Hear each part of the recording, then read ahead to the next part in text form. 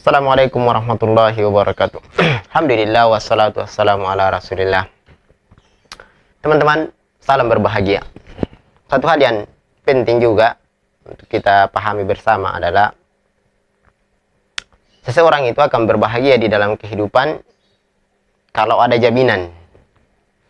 Makanya seseorang, kalau kita lihat ya di pendaftaran CPNS dan sejenisnya, itu kan kita saksikan orang berlomba yang mendaftar sekian orang, sekian ribu, bahkan mungkin jutaan, ratusan ribu yang mendaftar, yang diterimanya sekian-sekian. Apa salah satu tujuannya? Tujuannya katanya adalah supaya ada jaminan hari tua lah, istilahnya seperti itu. Maka seseorang itu akan merasa tenang, merasa bahagia, disebabkan salah satu sebabnya adalah karena dia merasa ada jaminan. Tahu nggak teman-teman bahwasanya di kehidupan kita setiap hari yang kita tidak mengerti bagaimana jalurnya, yang kita tidak paham bagaimana kehidupan kita mungkin 1 jam, 2 jam yang akan datang, kan kita tidak ada yang tahu. Semua berputar di sekitar takdir Allah Subhanahu wa Ta'ala. Dan tidak ada pengetahuan pun di antara kita apakah kita akan begini keadaan sebentar begini. Kita hanya bisa berharap, bercita-cita, berdoa, tapi kita tidak bagaimana nanti prosesnya, bagaimana nanti hasilnya. Olehnya teman-teman, salah satu hal yang merupakan jaminan bagi seseorang adalah dan dia adalah jaminan pasti, tidak ada sedikit pun keraguan di dalamnya, yaitu jaminan kalau yang dimenjamin itu adalah Allah Subhanahu wa Ta'ala. Jadi kalau mau mendapatkan jaminan yang sempurna, utuh, tidak ada sedikit pun keraguan, maka ambillah jaminan-jaminan dari Allah Subhanahu wa Ta'ala, Tuhan semesta alam. Bagaimana cara mengambilnya jaminan-jaminan itu?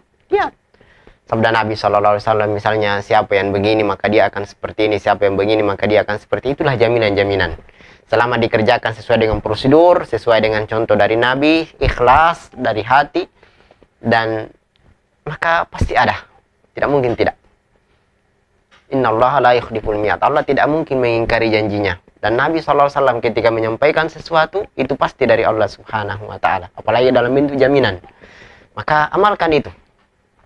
Karena setiap kita mengamalkan itu, maka kita merasa terjamin. Karena kenapa kita terjamin? Karena yang menentukan kehidupan, yang menentukan kebahagiaan, kesedihan seseorang, dia itu yang menjamin.